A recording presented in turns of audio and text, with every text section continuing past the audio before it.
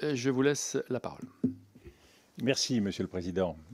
Mesdames et Messieurs les députés, merci de m'accueillir.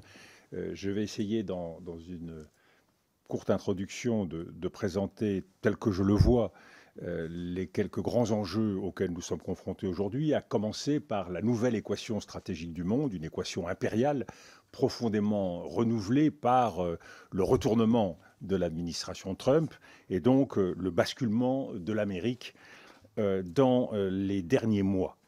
Je voudrais partir de ce qui, je crois, fonde ce basculement du monde, qui est l'épuisement du modèle mondial, l'épuisement des ressources de notre monde et l'épuisement, une forme de désenchantement aussi de notre modernité qui se manifeste par les promesses non tenues de ce modèle ancien, qu'il s'agisse de la croissance, qu'il s'agisse de la mondialisation, qu'il s'agisse de la centralité de la puissance militaire ou encore de la foi dans le progrès technologique ou la foi dans la démocratie libérale.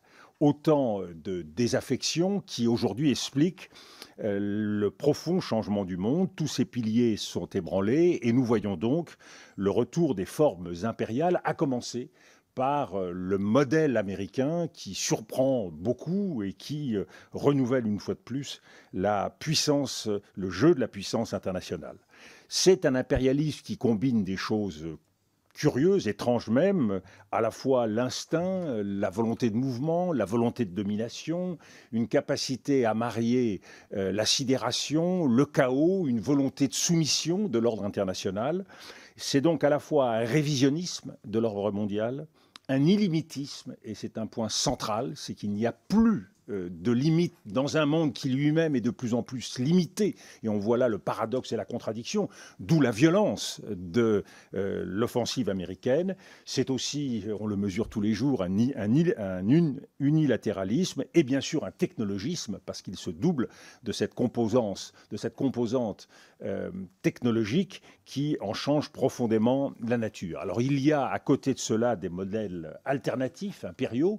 On le voit avec la Chine, qui est d'abord un empire du contrôle, c'est donc un empire d'une autre nature, et on le voit bien sûr avec le modèle impérial russe qui, lui, reprend les codes de son histoire et en quelque sorte s'inscrit dans une très longue durée.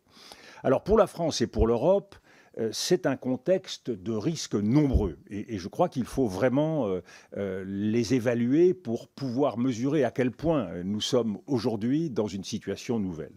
Le premier risque, c'est celui de la fragmentation de l'ordre international, qui est d'autant plus grand que le droit est contourné, la souveraineté est instrumentalisée, les forums multilatéraux paralysés, et il en résulte donc une destruction de l'ordre multilatéral traditionnel, à commencer par la mise en panne du système onusien.